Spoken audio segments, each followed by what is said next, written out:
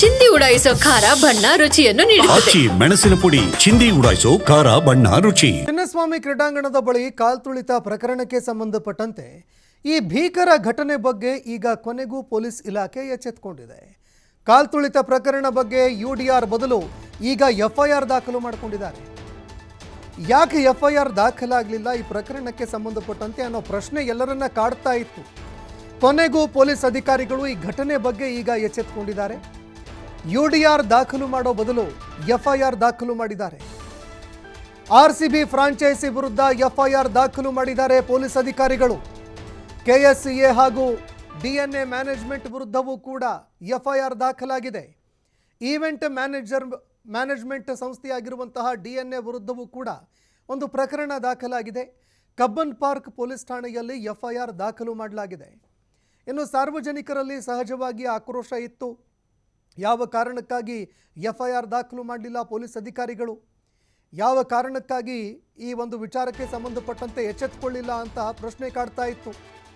ಭೀಕರ ಘಟನೆಗೆ ನೇರ ಕಾರಣ KSCA, RCB ಮತ್ತು DNA. FIRನಲ್ಲಿ 3 ಸಂಸ್ಥೆಗಳನ್ನು ಪೊಲೀಸ್ ಅಧಿಕಾರಿಗಳು ಉಲ್ಲೇಖ ಮಾಡಿದ್ದಾರೆ.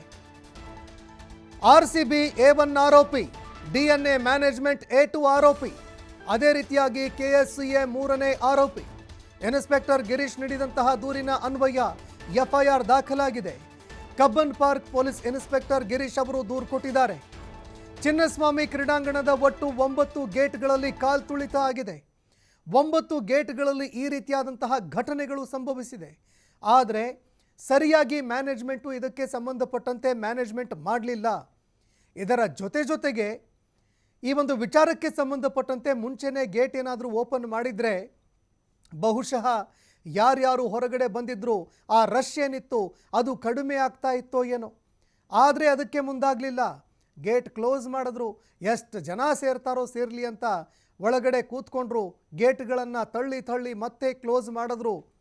ಮತ್ತೊಂದೆಡೆ ಅಪಾರ ಪ್ರಮಾಣದಲ್ಲಿ ಜನ ಬರ್ತಾ ಇರುವಂತಹ ಸಂದರ್ಭದಲ್ಲಿ ಸಹಜವಾಗಿ ಜನರಲ್ಲಿ ಆ ಒಂದು ಜಾಗದಲ್ಲಿ ಕ್ರೌಡ್ ಜಾಸ್ತಿ ಆಯಿತು.